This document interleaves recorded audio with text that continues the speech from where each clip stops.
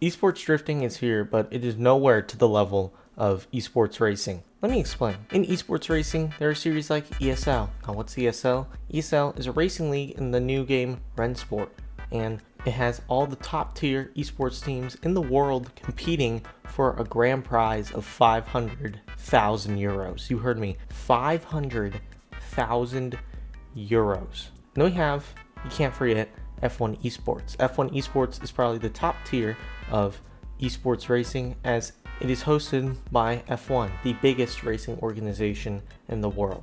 Now, drifting, it's kind of like drifting in real life. Not a ton of funding behind it. There's still prizes and stuff behind it, but there's a very strong knit community. There are 3 categories in drifting esports, and that's street, and then semi-competitive, and then extremely competitive. I'm going to be explaining to you all 3 of those things. So first off, we have the street competitions, or the not super competitive competitions. Now, when you're driving, you should be downloading cars such as DWG, WDTS to learn how to drift slower.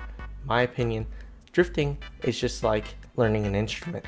If you know anything about learning an instrument, you have to learn the thing you learn slowly first and then speed it up. And it's the same with drifting. So the first comps I would recommend are street comps, and one of them being Shadow Realm GG.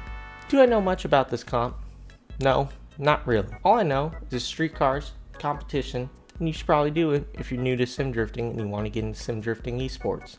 Next up, we have ACS, I think is what it's called. It uses pro cars from the VDC 3.0 pack. We'll get to them later. Once again, don't really know much about it. Just a competition. Oh, I think you can win money from it, so that's cool. Next up, we have the semi-pro competitions. Now, there are a lot of these, so I don't really know too many of them.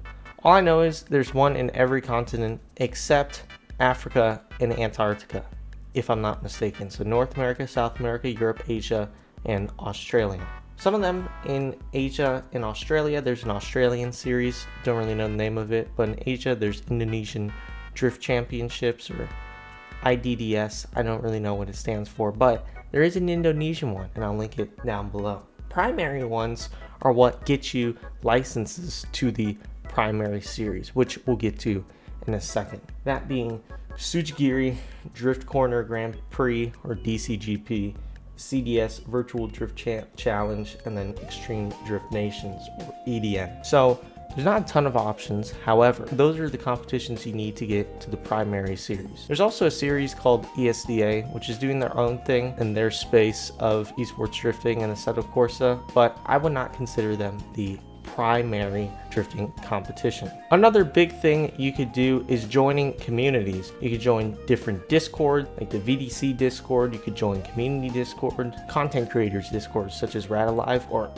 my Discord, and you can drive with other people and get feedback and all that wonderful stuff. So joining a community and finding a community that isn't toxic and helps you guide you in the right direction, that is a key factor in what you want to do. Primary drifting competition being Virtual Drift Championships. Now, why is this the primary competition? 1, they have cars everyone can use, and they're quite good. The VDC 3.0 pack. Number 2, their licensing is extremely limited and exclusive. Pro Spec drivers, Formula Drift Pro Spec drivers, and Drift Master drivers have been denied licenses from this series. So the joke going around is there's 2 ways to get your VDC license. You can A, go through the rankings of Assetto Corsa, which is hard, but it isn't difficult. Or 2, get your FD Pro 1 license, because that seems like the most viable route. But VDC hosts 80 drivers across 6 to 8 rounds depending on the season, and it is sometimes more exciting to watch than real life drivers. Every battle, it's super close. It's like watching a finals every battle.